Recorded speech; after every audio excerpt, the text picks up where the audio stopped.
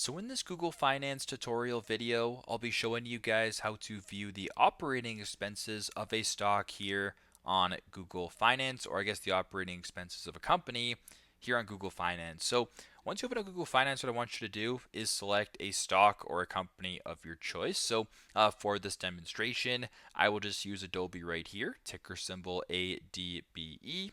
I'll press on that.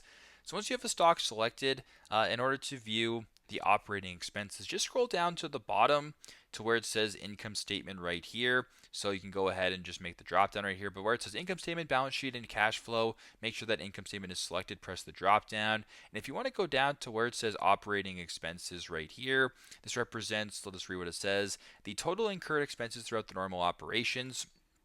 So you can go ahead and view this from a quarterly or a annual basis. So in regards to here, the quarterly basis, 2.93 billion, which is a 9.09% change. If you want to view the annual, it's 11.33 billion or an 8.87% change. So pretty straightforward, pretty simple. This is how to, I guess, check the operating expenses of a company or a stock here on Google Finance. Thanks again for watching, and I hope this video helps.